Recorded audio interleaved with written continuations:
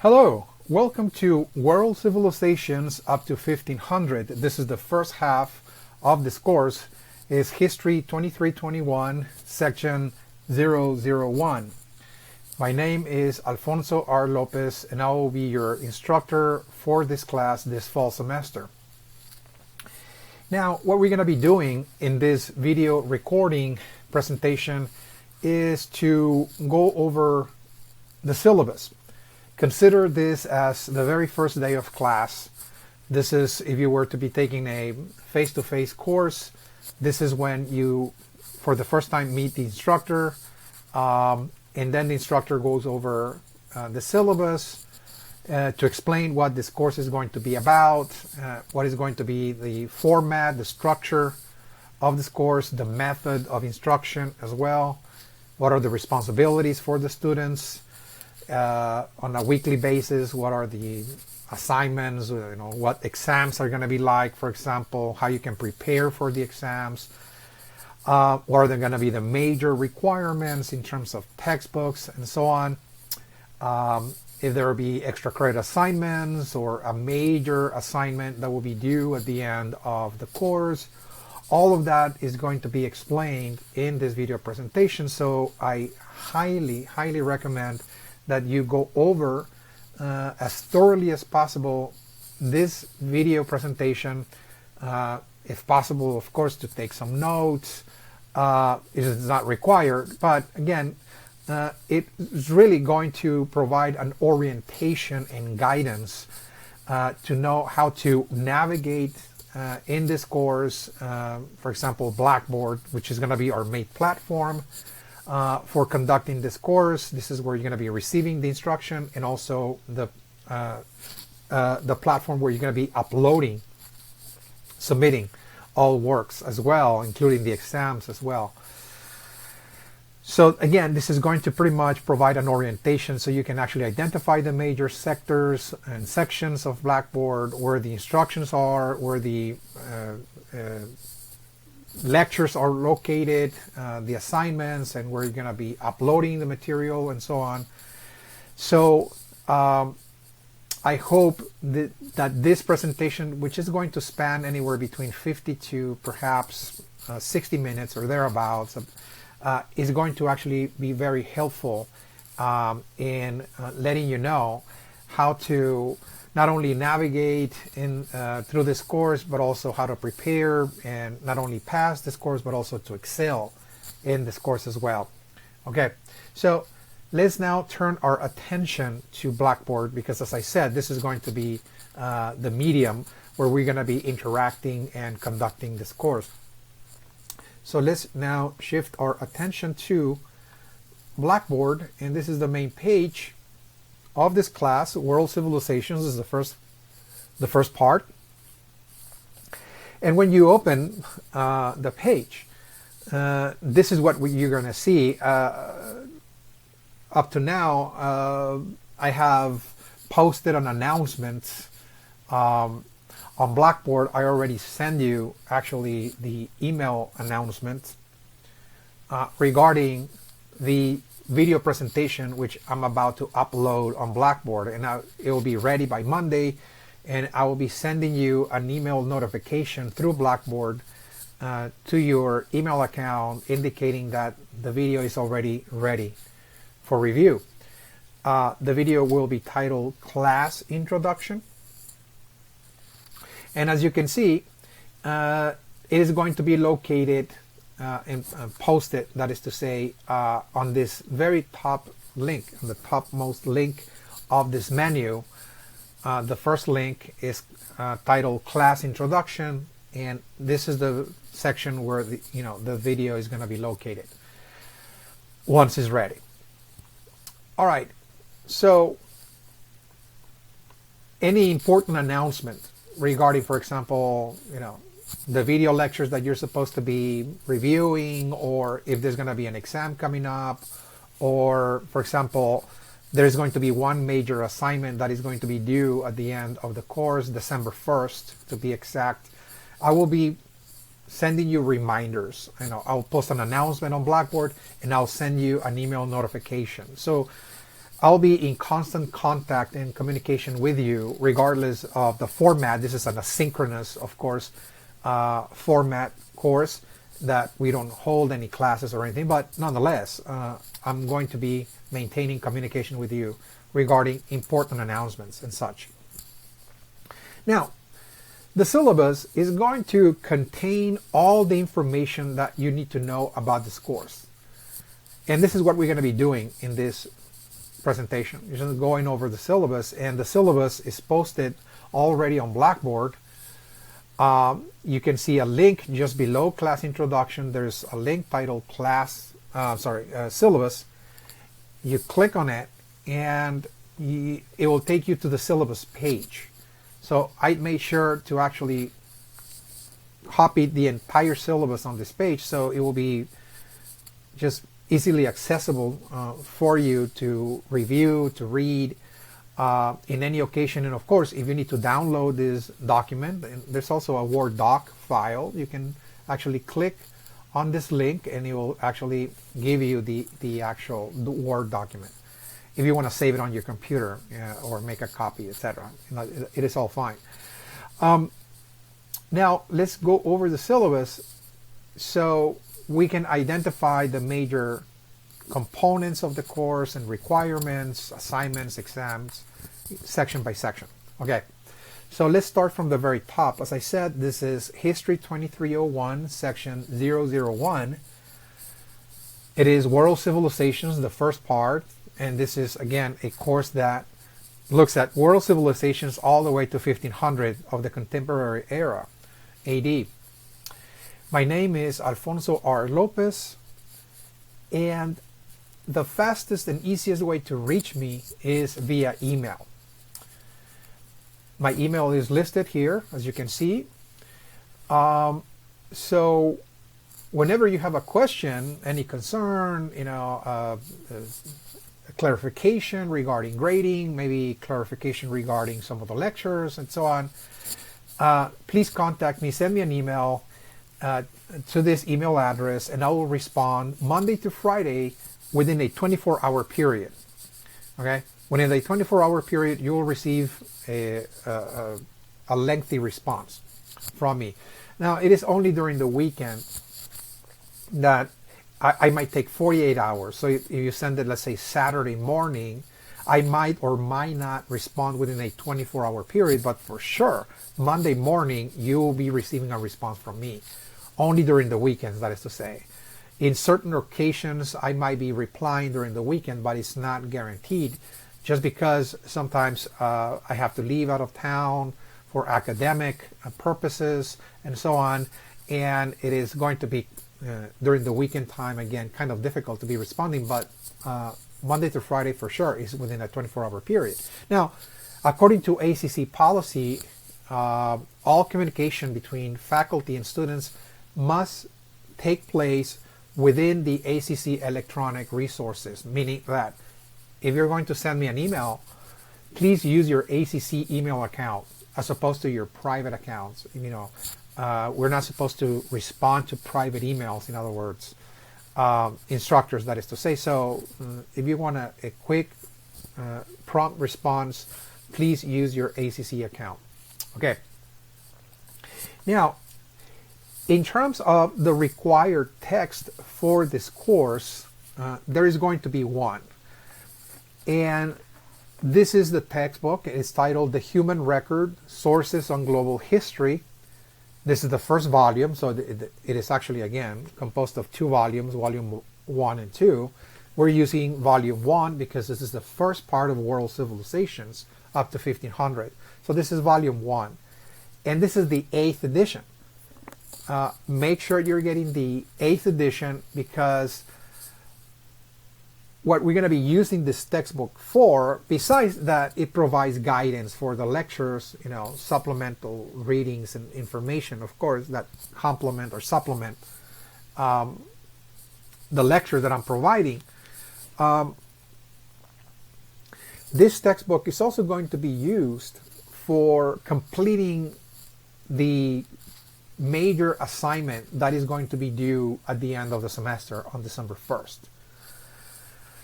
So let me just tell you a little bit about this textbook. Again, it's a very, I really selected this textbook because it's very, very thorough, very complete in every sense of the word, meaning that it's primarily, it is really a composition of documents, okay, primary sources or primary documents or primary sources are actually documents that were written or generated by historical actors themselves. For example, there's going to be an excerpt from, let's say, the sacred writings of ancient India, the Vedic texts of the Rig Veda, for example, or some of the Buddhist teachings, for example, or the writings of the Chinese philosophers like Confucius, for example, or Lao Tse, who formed the Tao or the Taoist philosophy, for example, or even excerpts from books of the Bible, and so on.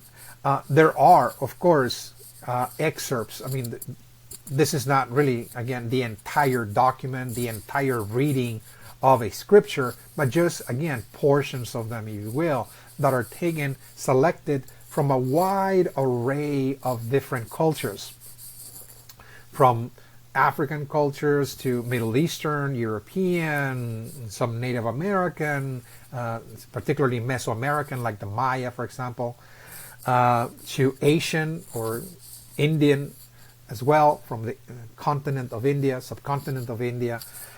Again, it is really a composition of different documents, excerpts from different documents coming from many different civilizations. And what I've done, and this is something that I'm going to be discussing in just a few moments, again, is I selected several of those documents for you to read. They're very short read, by the way. You don't have to read the entire scripture. It's just a certain portion of it. And for you to read and answer some questions. The answers will be compiled into a report that will be submitted at the end of the semester. Now, besides providing excerpts from many documents, this book also provides a historical background to the document as well. In other words, before you read the document, the book is going to outline why the document is important, when it was produced, what is the significance of the document. It gives you a short history. So you're also kind of reading history as well. So it's a historical textbook. You read a historical narrative, but at the same time, it presents documents for you to read so you can have an idea what ancient societies and ancient cultures were like, and what kind of literature, what kind of philosophies, what kind of religious or political ideas they generated, in other words. Okay? So it's all combined into one single textbook. It's a historical narrative, but also it's a compilation of historical documents simultaneously. So whether you're a history major or not, I highly recommend that you keep this book, again, for future reference. Again, this is going to be a very valuable textbook. Make sure you're getting the 8th edition, because the documents that I selected, as I said, come from the 8th edition. So if you're getting earlier edition, you might not obtain the same documents. Might not be there. Where are you going to get this book? Well, as far as I know, this textbook is offered at the ACC Highland Campus bookstore. So the Highland Campus is the one that actually is selling this book. And I suggest that you try to get this book as soon as possible, within a month or so. Because what I found out in the past is that the bookstore, whenever they don't sell their books within a certain time period, they wait for about, let me just say, 6 weeks. For sure, they're going to hold on to their books for about 6 weeks, perhaps a little bit longer. But if they see that students did not come to buy the book within those first 6 or 7 weeks, they're going to send them back, okay, to the vendor.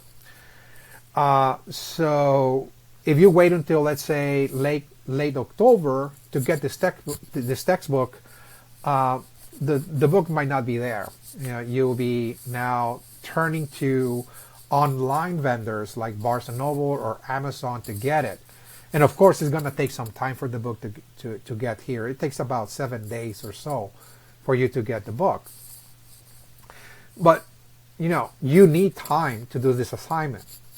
Even though you're getting this book in, let's say, early November, you're only going to have about 3, maybe 4 weeks to complete it. I mean, you can do it, of course, if you do have the time and the commitment. I mean, of course, this is not to say that this assignment that I have created is going to take you a long, long time to do. No, it's not that. But you do want to have enough time to revise it, to polish it, make sure you're submitting,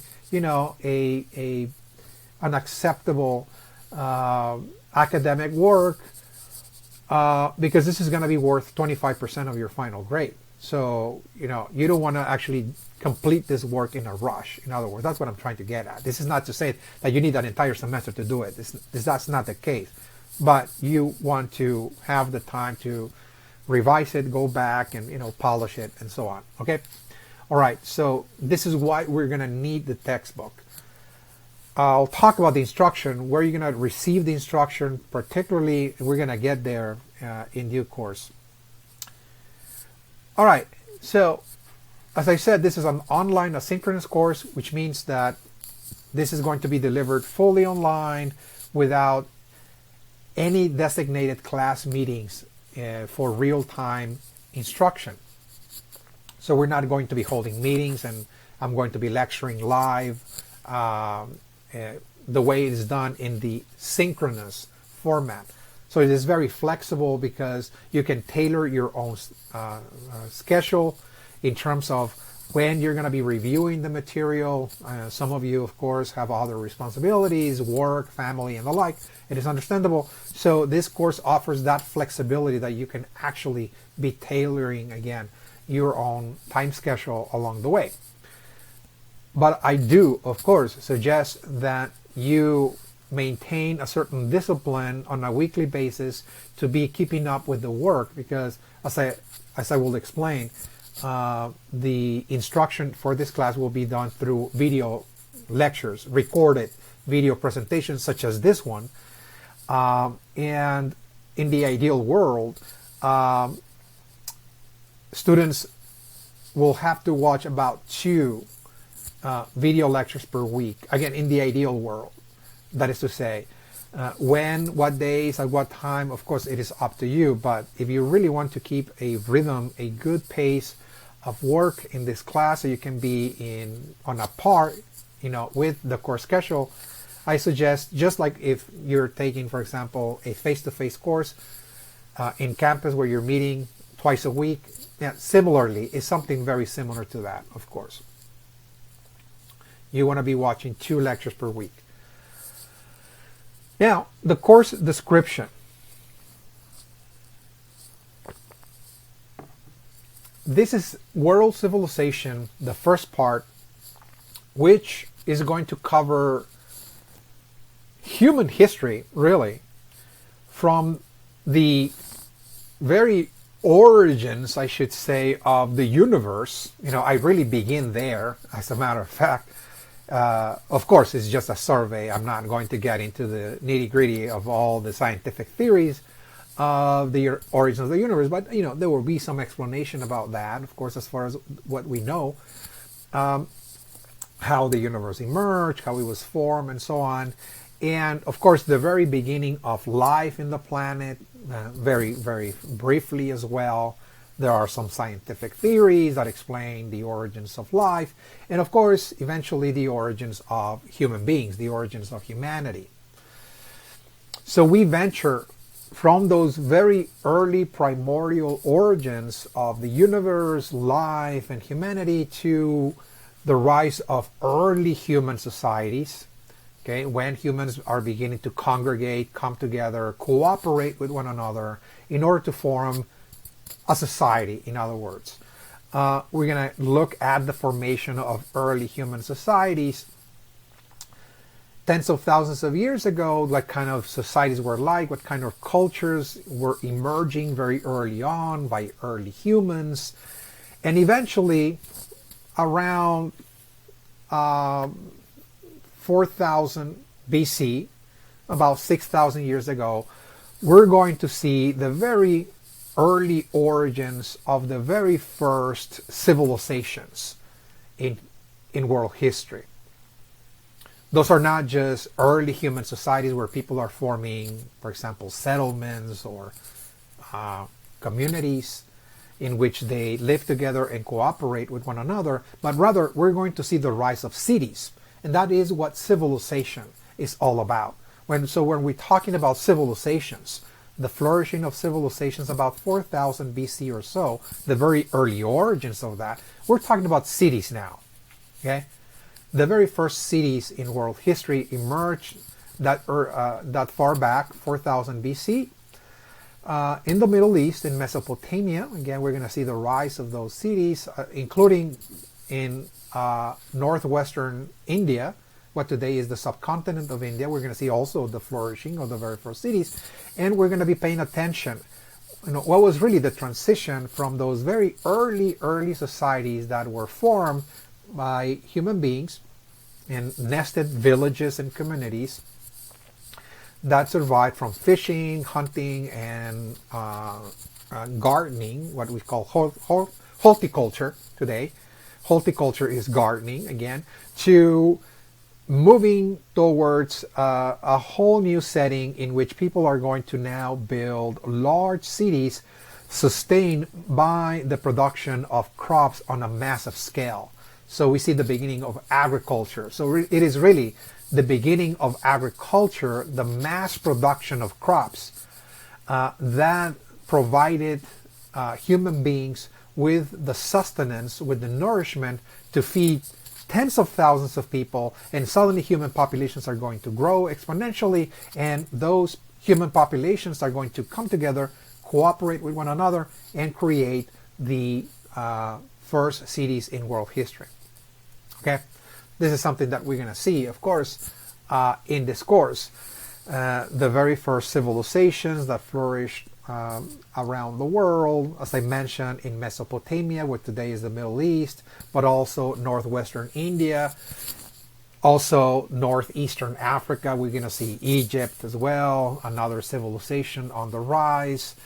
We're also going to look at other civilizations such as China, for example, the Chinese civilization. We are also going to turn our attention to the American continent in Middle America, what is termed Mesoamerica or Middle America. We're going to see the rise of very advanced civilizations such as the Olmec, the Toltec, and the Maya. And then we're also going to see the flourishing of civilizations in Europe with the ancient Greeks and the Romans as well. We're going to look at that very, very closely. This course is also going to pay attention to world religions. Okay, world religions were in the ancient world sources for people to come together and form a civilization as well. So there are several ways we can understand a civilization. One way, as I just explained, is a city. Life in the city. That's what a civilization is. Again, life in the city.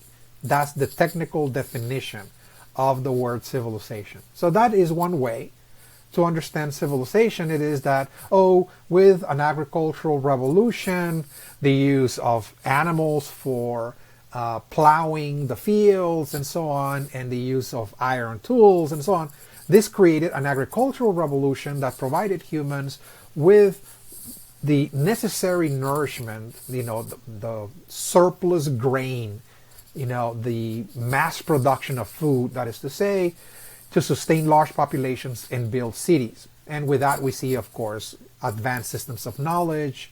We see political systems that are very complex, bureaucracies based on taxation, bookkeeping, and the like. Systems of laws are emerging as well. Religion becomes very complex as well, in which there's a priesthood, a very organized, highly organized priesthood that is conducting public rituals in public temples as well. Pyramids and the like are built during this time again. So again, societies are becoming highly elaborated and complex. And that's one way to look at this again. How agriculture pretty much created all of those changes. Big cities, systems of government, knowledge, mathematics, writing, literature, religion and the like. It's true. But at some point in the ancient world, those civilizations grew exponentially enough that they transformed themselves into empires, for example. Okay, they expanded and they began to conquer, if you will, minor settlements or weaker cities and absorb them into their core city, providing there, of course, the formation of empires. And empires were at the same time another source of civilization. Living within an empire, regardless whether you're living in a main city or not, was a way to experience the benefits of a civilization. Living under a system of law, for example, a system of trade and commerce, religious rituals and the like. People began to enter the phase of civilization if they happen to be living inside of an empire. So we see other forces besides agriculture that is really providing an avenue for people to so-called civilize, of course. But as I mentioned, what we're going to be stressing here at the same time is the role that world religions is going to play in also serving as a civilizing force for ancient societies as well. We're going to see also the rise not only of world empires, but at the same time that we see the expansion of certain cities to become empires. Within those empires, we're going to see the birth of certain religions that are going to take on those imperial characteristics. Religions that are going to become, quote unquote, world religions. Those are not just belief systems that were shared by a group of people in a specific locality or region or city. We're going to see a religion, a faith, a system of thought, if you will, that is going to be expanded across vast distances. And people that are going to come from many different backgrounds, many different ethnic, cultural, linguistic backgrounds are going to embrace that religion.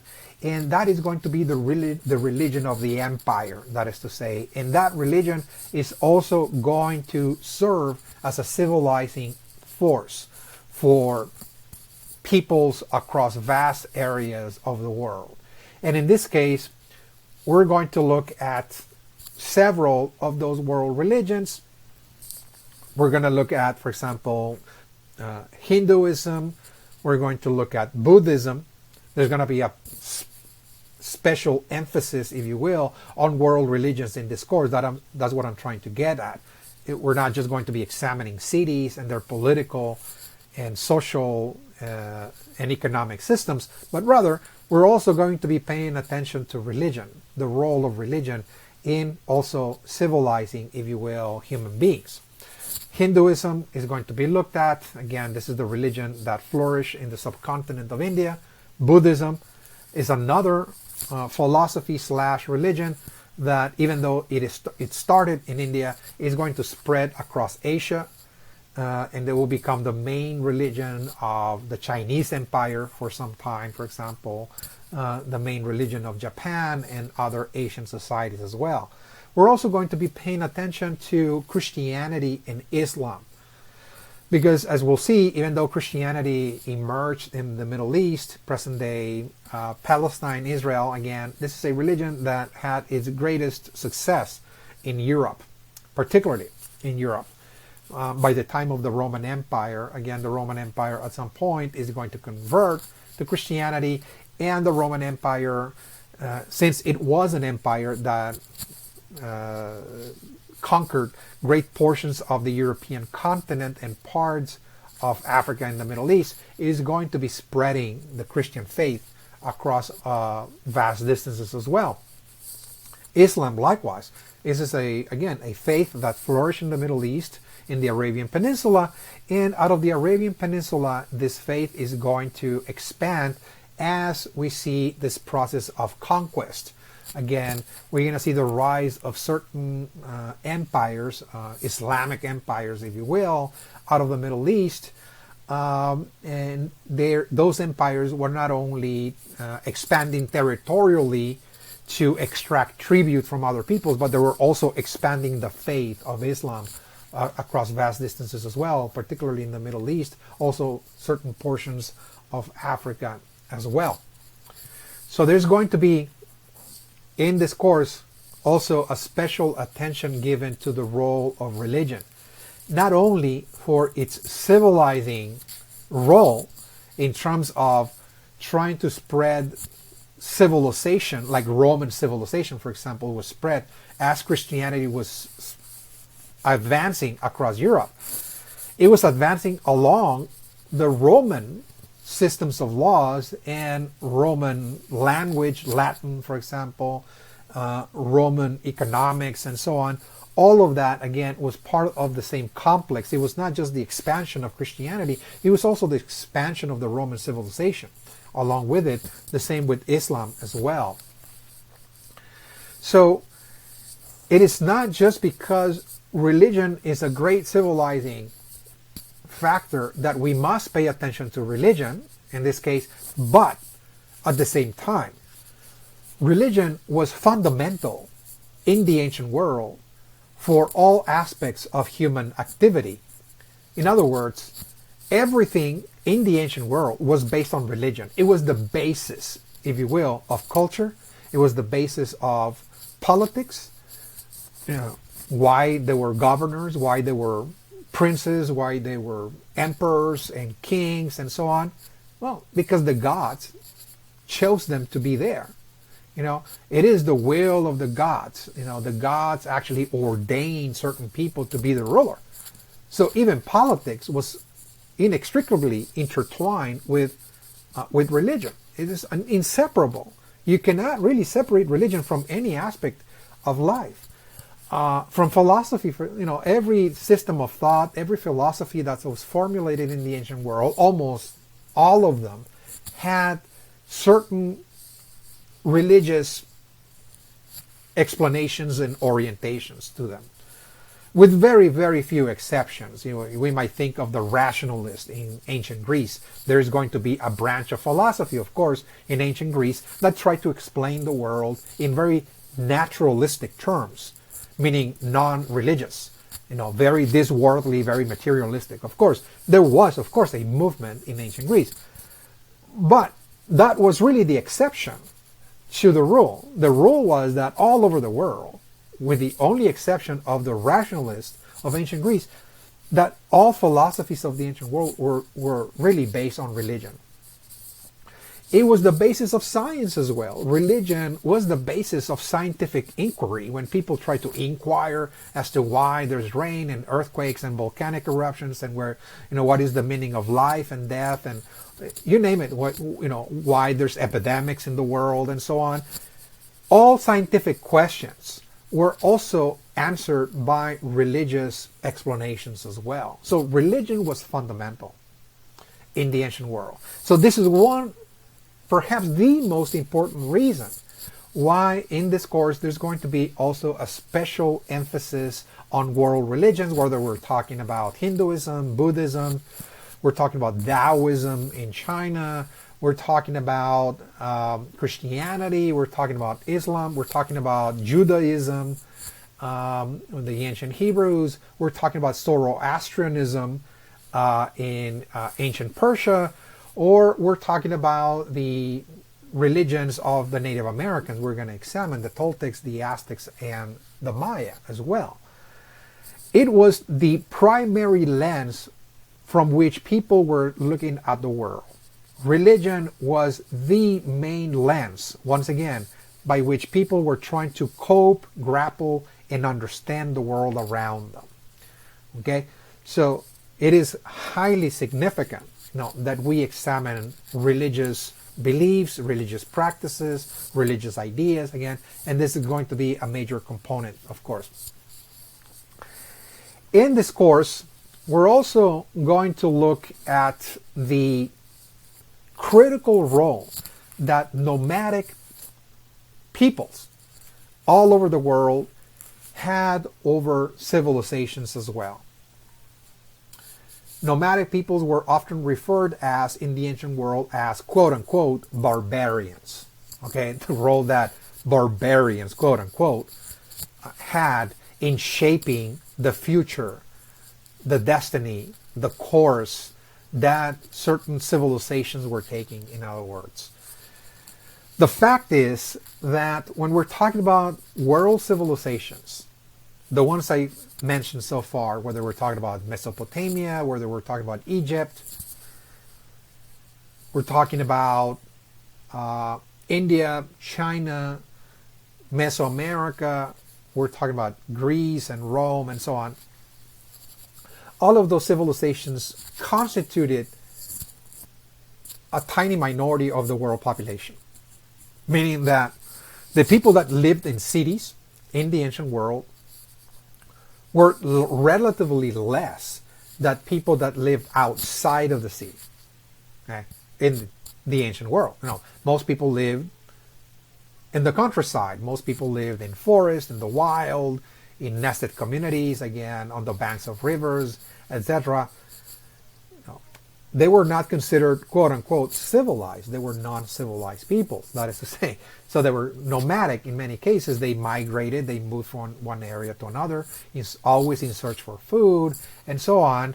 So they had not yet experienced the so-called benefits of living in within the city walls, in a civilized society where people are living under certain laws, and they reap the benefits of agricultural production, that they have a surplus food to rely on, and they can engage in other types of activities like artwork and scientific inquiry, etc., and so on, writing and the like. And again, it was really a tiny minority of human beings that experienced the transition towards civilization. So the vast majority of human beings remained outside the city walls. They were nomadic. They were so-called barbarians. They, according to civilized people, were crude and rude, and so on. And they often resorted to warfare to actually, take whatever resources they lacked. So nomadic peoples exerted an enormous influence on shaping civilizations, because very often what actually happened is that nomadic people, the so-called barbarians, in many cases, whenever the nomads or the barbarians experienced scarcity of resources, droughts affected them in many ways, or they lacked food for some reason and so on, they will raid and attack civilizations from time to time in order to steal crops or animals and so on. Again, take certain products from them and so on. And so what nomadic peoples did in the ancient world is that those nomadic incursions or invasions forced ancient civilizations to become more militaristic, more oriented towards systems of defense, for example, to build large defense walls, to build armies, in order to use the armies to fend off, if you will, the barbarians, the nomadic tribes that constantly attack them and so on. And it changed the character of many of those ancient civilizations. It changed them. Those ancient civilizations might have started all in the path of knowledge and trying to understand ideas, very scientific oriented, etc. But with nomadic invasions, those civilizations transformed themselves to become more warlike, more oriented towards the art of war, that is to say, as a necessity of life, that is to say.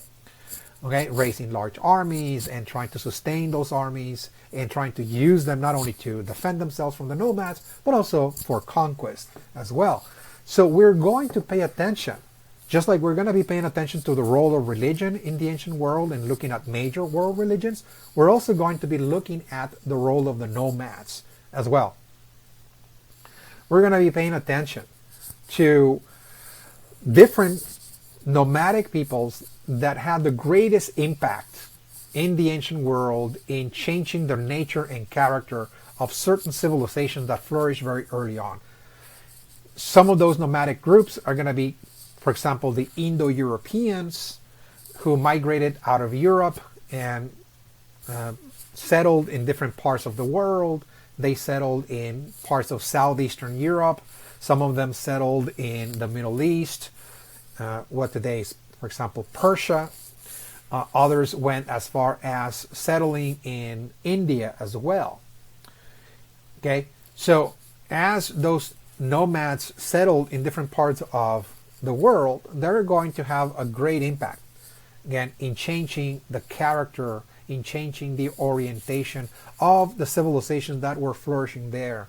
And we're going to see the rise, of course, of empires, of course, as a result of that. Other nomadic group we're going to look at is the Hebrews. Of course, the Hebrews were also nomads that came out of Mesopotamia. They wandered across the desert until they finally settled in what today is Israel, for example. They're going to be caught in the middle of different empires, of course. They're going to be creating a civilization of their own. However, their difficulty was that they were situated in the middle of warring empires, such as the Egyptian on one hand, the Hittites to the north, the Persians and the Babylonians to the east, and this is going to create enormous difficulties for them to create, of course, a stable, long-standing civilization. Much later, we're going to look at other nomads that are going to, in many ways, shatter and destroy the ancient world, and they're going to be critical in creating a whole new world, a world that will be called the early modern world. So by the 900s AD, we're going to see another wave of migrations, nomadic migrations emerging in different parts of the world. Those are, again, nomads, often referred as barbarians, that are beginning to raid upon civilizations. For example, we're going to be looking at the Mongols.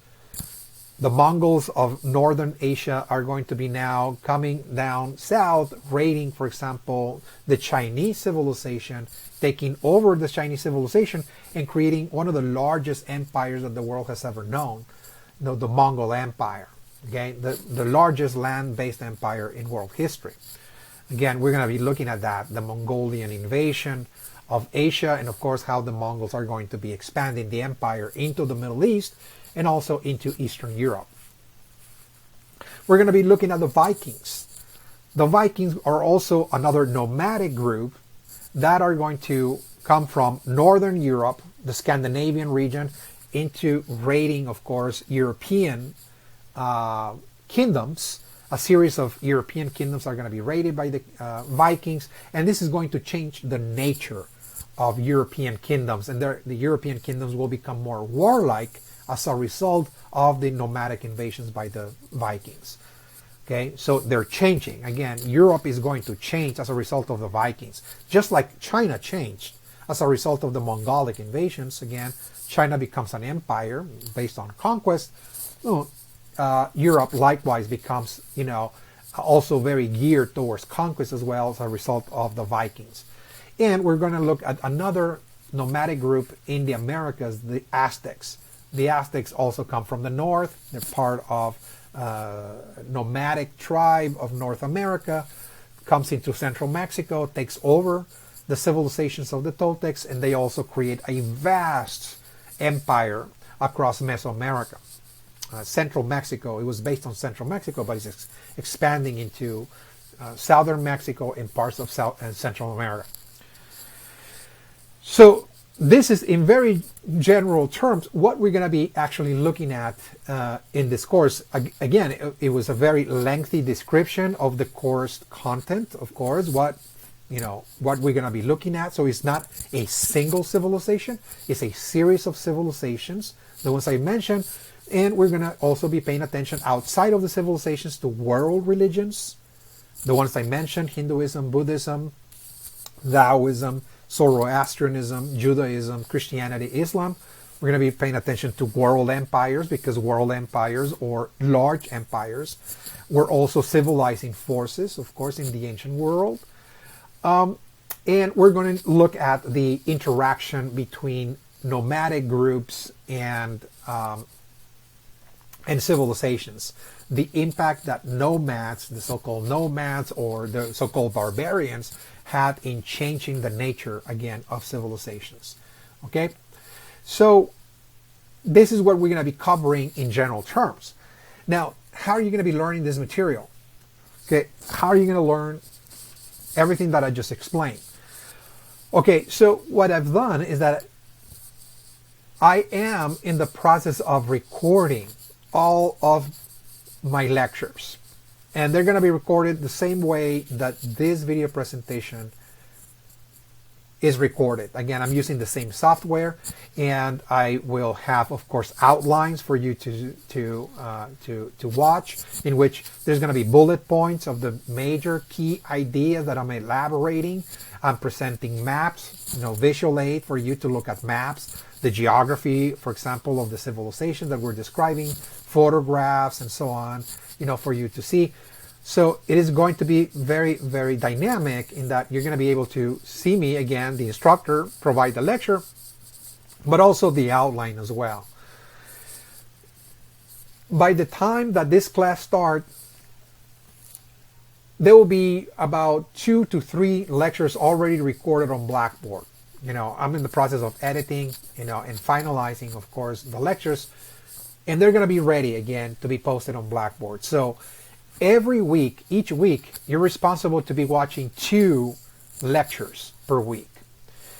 I'm going to let you know, again, I will be sending you 2 emails per week, one on Tuesday, the other one on Thursday. And in those emails notifications, I'm letting you know that, look, the videos are already posted on Blackboard, and you're supposed to be watching this video today. Then on Thursday, I'll send you another email notification saying you need to watch the other lecture as well.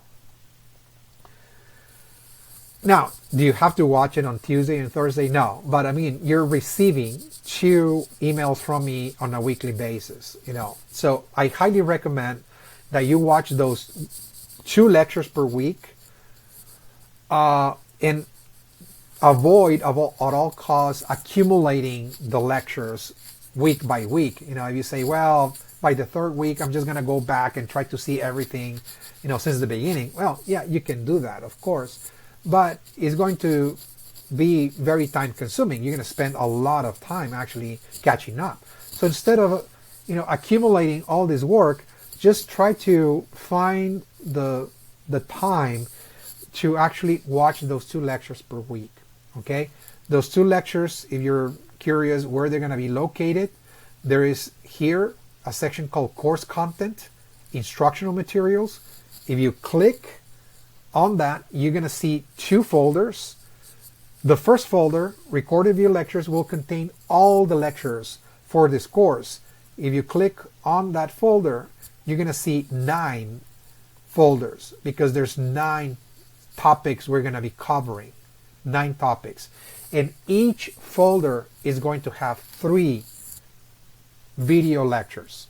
3. Each one of those folders, each topic, in other words, or each theme that we're going to be covering, is going to have 3 recorded video lectures, and they're going to span for about 1 hour and 20 minutes, give and take. Again, it is the time span of a regular class in campus.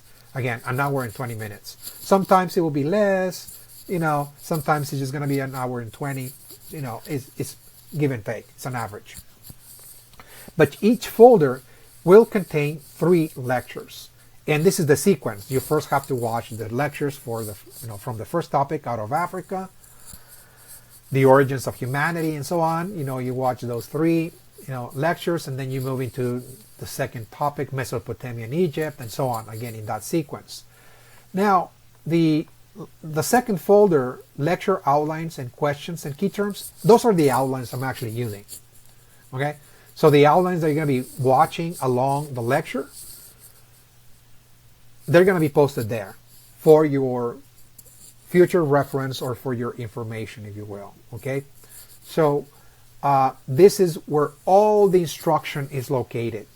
Okay, instructional materials. You say, where is the instructional material? All the instruction, all the information that you need to review is contained in the recorded video lectures and nothing else. In other words, this is what you're supposed to be learning in this class. Again, it's really not about you following readings or reading articles or reading chapters from books, etc. No, the main instruction, all the information is contained in this folder called recorded video lectures, and this is what you're supposed to be watching on a weekly basis.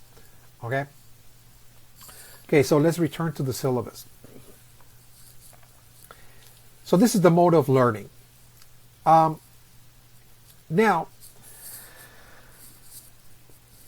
my lectures do not come from a single source. In other words, the lectures that I have designed do not come from a textbook. In other words, you're not going to, for example, get this textbook and say, oh, so what he's actually talking about is actually here. So I can just read the chapter and not watch the video because it's the same thing. No. This is a course that I've been working on for many, many years. About give and take, this is something that I've been working on for about 10 years or so. Okay, about 10 years. I have been actually conducting research, reading books, articles, and actually composing this course. In other words, it's a 10-year, of course, process in the making. So my lectures come from a multiplicity of many different sources that is really impossible to pinpoint a single source for you to use and actually get this information from. So that's why I'm not using a textbook that actually tells you everything that the videos are telling you. I mean, of course, this is a very valuable text that is going to provide supplemental information and is going to, in many cases, make even more clear certain themes that we're covering in this class. So it's supposed to be like a supplement, an aid that is going to simply enhance, in other words, what you're already learning. In other words, okay? Also, as I've been pointing out, in the past half an hour or so, that my lectures are not organized randomly. In other words, this is not really, again, a class in which one lecture I'm talking about one particular topic and then the other another topic, and then I'm just going back and forth and so on. It's very, very structured. This is a very, very structured organization in which what I've done is that I have selected 9 themes or topics to cover. So it's thematic. The lectures are organized around themes, in other words. So when I'm talking, for example, about Out of Africa, this is the origins of humanity and the rise of civilizations, that's all I'm talking about for 3 lectures. All you're going to be actually learning in the first topic is how Africa was the homeland, the birthplace of humanity, how the very first humans appeared on Africa, how we're going to see the very first societies, and not out of Africa, we're going to see the elements of civilization spreading around the world. This is what you're going to be learning in the first topic. When we move into the second topic, all you're going to be learning is about Mesopotamia in Egypt, the very first river civilizations. So it's thematic, it's very focused, and this is all you're going to be actually learning in that topic and so on. You can go case by case. Again, so there are 9 topics and they're organized in this way. Okay? From the origins of humanity, the early humans, to the rise of organized life. There are 3 topics on that. And then we move into very, very specific civilizations in search of certain principles like divinity, social order, and national harmony. And the civilizations that were pretty much geared towards searching for those principles was India, China, and Mesoamerica. And then at the end, again, we're looking at civilizations that experience global forces that were shaping also the character of their own societies. For example, we see the age of conquest, the age of faith, and the age of discovery shaping, for example, the civilizations of Greece and Rome. We're going to see the birth, for example, of Christianity and Islam, the imperial faiths, and also the nomadic invasions that I just mentioned, the Mongols, the Vikings, and the Aztecs, shattering the ancient world and giving rise to a whole new world that is going to be called the early modern world. This is going to lead up to 1500, of course. So those are the 9 topics that we're going to cover across the semester, and each topic has 3 video recordings, if you will. Along the way, as we're exploring those civilizations and world religions that are listed in those themes, we're going to be paying attention to certain critical matters that are important in shaping civilizations, in giving rise to new ones, or pretty much shattering civilizations and destroying them. Okay? So the main themes are already outlined, 1 through 9. Those are the major themes. But the way that we're going to analyze those is by paying attention to the natural environment. We're going to be paying attention to nature, the geography, what kind of climate and so on, climatic changes, environmental changes again, that are either giving rise to civilizations or they're ending civilizations again. We're going to be paying attention to social, political, and economic systems, because when we're examining civilizations, we have to understand that. Again, what kind of political systems they had, what kind of economic systems and social systems as well. Religious beliefs and practices, I already mentioned that. Religion was fundamental in the ancient world, the way people experienced the world and understood it. What's the religion? The influence of nomads and barbarians, something I already explained. The rise of empires, something we're going to be looking at very closely. And also, we're going to be paying attention to the role that international trade, long distance trade, when people began to trade goods across vast distances, how this is going to lead to the spread of, on one hand, ideas. Ideas can be spread in so many ways, but one sure way is to trade, but also epidemics. When people are conducting long distance trade, they're not only trading material goods, they're also trading germs. And we're going to see also, again, epidemics as a major force that shattered, in many cases, ended civilizations in the ancient world as well. We're going to be paying attention to that. All right, so in terms of exams, there are going to be 3 exams in this course. They're not going to be timed. Again, those are not exams that are going to take place on a specific day, and you're only going to have a limited amount of time to complete them. But rather, those are more like writing assignments. You have plenty of time to complete them. There's a due date, however, of course, for them. But you have about 5 weeks to complete the first exam, another 5 weeks for the second, and another 5 weeks for the final. Now, this is something that you're doing along the way. As you're watching the lectures, you're taking notes, and you're using that material. Once again, you're only using the material you're learning from this course to answer the questions presented in the exam. This is very important. Again, it is more like a writing assignment than an exam.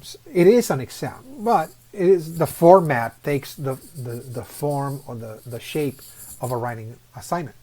So you watch the lecture, you take notes, and you're using that material to answer the questions and the key terms of the exam. Only the lecture material will be allowed for answering the questions and the key terms. So if I start reading something I did not lecture, okay, for sure this is something that you obtained from an outside source, your work will become disqualified. So that's the only thing.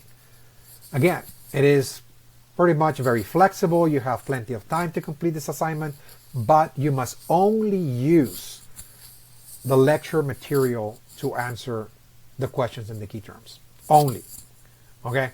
So again, I'm warning you in advance because some students think that maybe I'm not going to pay attention. I'm not going to, detect, the use of those outside sources, and I always do, because I'm very conscious of what I'm teaching, and I'm expecting again that you're watching the lectures and you're coming to really understand this material and analyze the issues that I'm actually presenting, of course. So when I'm reading something I did not lecture, again, that work will be disqualified. So the exam has part 1, part 2. Part 1 is answering questions from one topic. Let me show you, for example. This is a sample test, again, of the first exam for world civilizations, of course. So it tells you, look, there's 2 parts. The topic section is for 70 points, and you choose one topic from a set of 2. So we cover 3 topics for each exam. We cover topic 1, 2, and 3 for the first exam.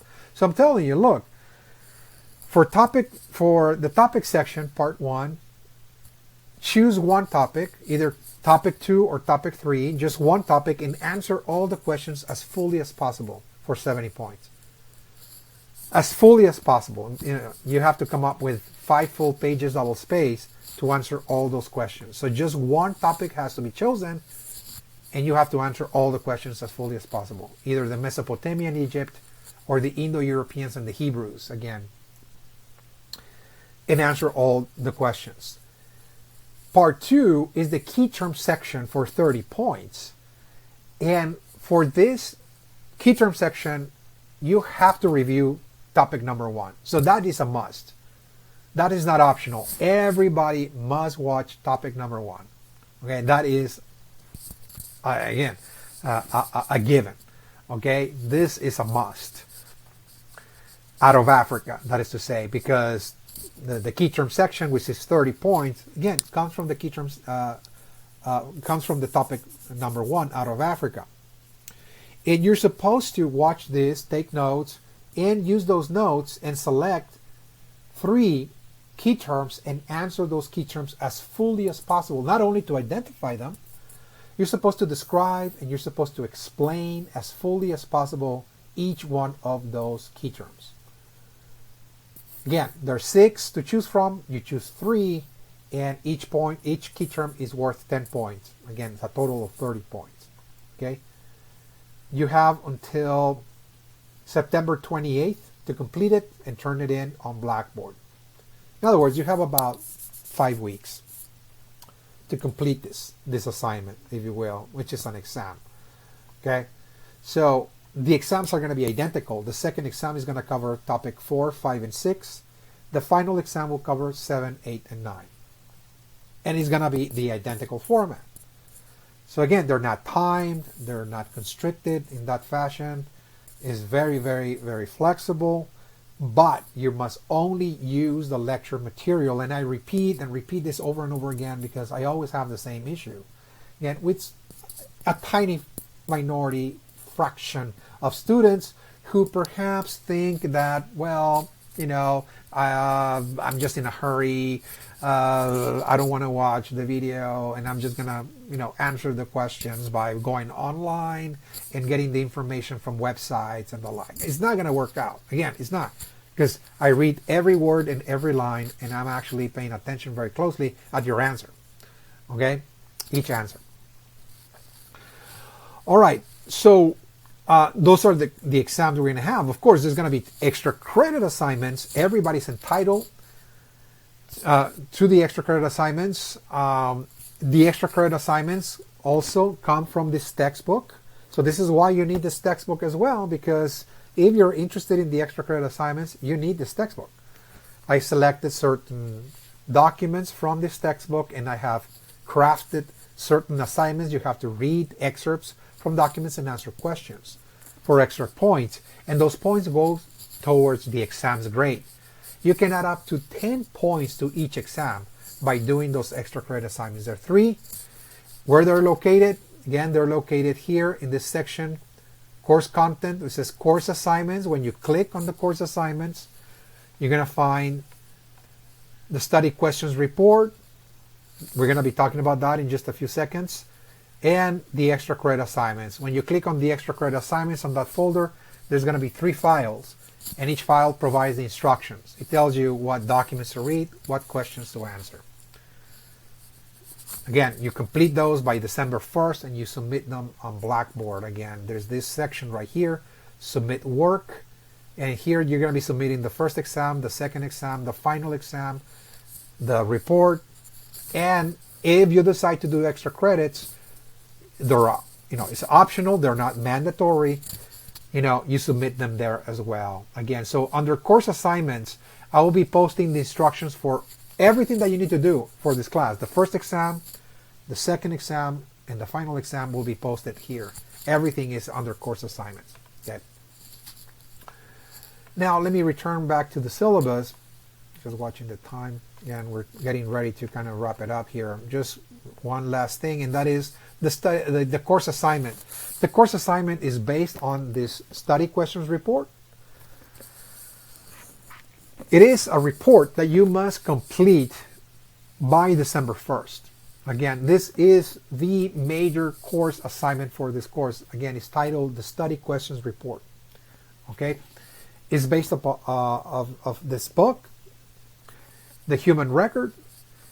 And what I've done is that I've selected a series of documents from many different civilizations, Chinese civilizations, India, for example, Egypt, Mesopotamia. There's the Gilgamesh epic, excerpts from the Gilgamesh epic as well. There's also excerpts from Greek civilization, from Christianity, from Islam, for example, and so on. Again, from the major themes that we're covering, and you have to read those excerpts and answer some questions. How to go about doing this? All the guidelines are here in the syllabus. It tells you, for example, first, looking at Mesopotamia and Egypt, it tells you go to chapter 1, read the Epic of Gilgamesh, page 8 to 13, and so on. And those are the questions that you must answer. Those are the questions, not the questions that the book presents, but the questions that you must address and answer are provided in the syllabus. The same with Egypt. It tells you which documents to read, and so on. The Indo-Europeans and Hebrews, once again, same thing. It tells you to read chapter 2, the Rig Veda, or the book of Genesis, chapter 2, and so on, for the Israelites. Forging the first systems of laws in the ancient world. It tells you, ancient Babylon actually provided the very first systems of laws in the ancient world. The Hammurabi laws, or codes as they were called. Excerpts of that, the book of documents, the Mandate of Heaven in China, in chapter 1. Chapter 4, the laws of Manu, classical India, some very first laws as well. The spiritual traditions of India and Southwest Asia. It tells you to read the Upanishads, the Bhagavad Gita, the teachings of the Buddha, the traditions of China, reading Lao Tse, for example, the Tao, Confucius, the Analects, and also excerpts from the Master Han Fei and legalism. Very short reads. Sometimes it's just a page for you to read and actually answer some questions. Again, the universal religions of salvation, Christianity and Islam. It tells you what chapters to go to and what to read. Okay. Tradition and change. We see the ancient world changing in the Middle East and India. It also tells you to read certain documents from chapter 8. Okay. This must be conducted, according to the instructions. You have to write the title of the document on top of the page, follow a question and answer format. You write the question first and then the answer, and so on, one by one. Follow that format. And it must be really a report that at the end of the day, you come up with 10 full pages in length. You can go overboard, of course. There will be no penalties for that. But again, it has to be at least 10 pages in length, double space with a cover page, and so on. It's 25% of your final grade, and must be submitted on Blackboard by December 1st. Okay, by December 1st. Okay, so this is the major assignment. Again, it's simplistic in that, well, this is not for you to be consulting a multiplicity of sources and then you have to create a research paper and so on. No, it's just get this textbook, read the documents, and they're very short read, by the way, and answer the questions in the format that I just explained and submit it by December 4th. Again, it's just that. You have the entire semester to do this. The grading distribution is very simple. Every single exam and assignment is worth 25% each. It's 100 points. Now, you have, of course, the opportunity to improve your grades with the extra credit assignments. You know, I just explained everybody's entitled to add points to them. And also, let me tell you that at the end of the semester, when I'm calculating grades, I actually do this student by student, again, on an individual basis. And I also factor in progress and effort. So if I see that your grades were improving from the first, second, and final exams, you were moving from, let's say, 78 to an 85, and then to a 92, a 94, there's obviously improvement right there. And then you submitted 1 or 2 extra credit assignments, but then you ended up, let's say, with an 88.75 grade average.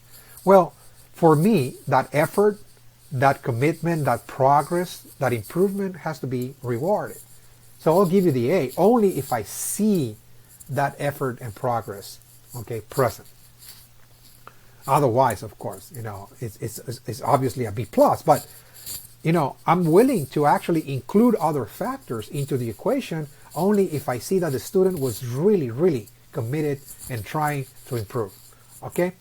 So your grades are not set in stone. Okay?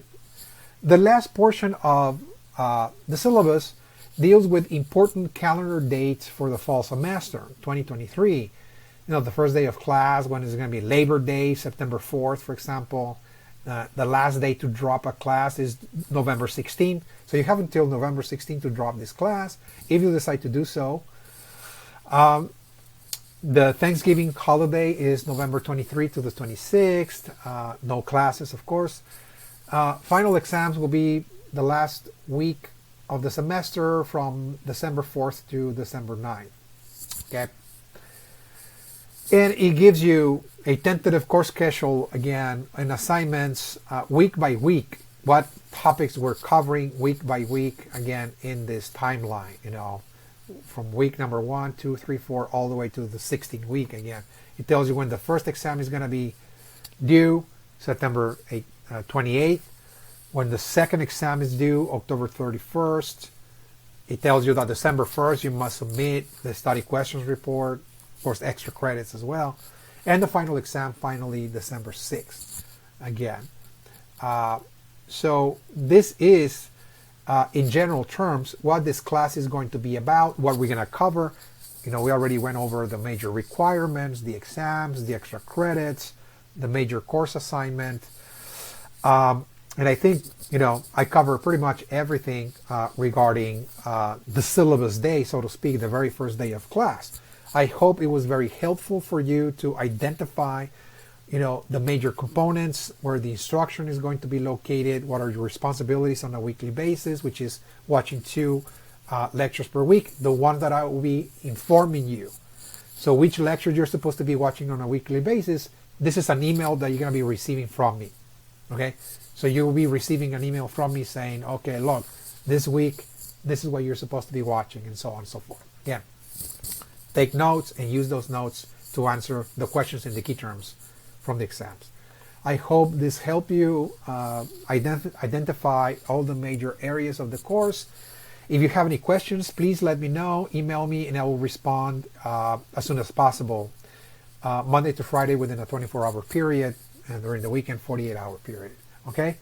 Once again, my name is Alfonso R. Lopez. I'll be your instructor for this class this semester. And I'll see you then the very first day of class when I send you the email notification that this video is already ready to be reviewed. Thank you. Bye-bye.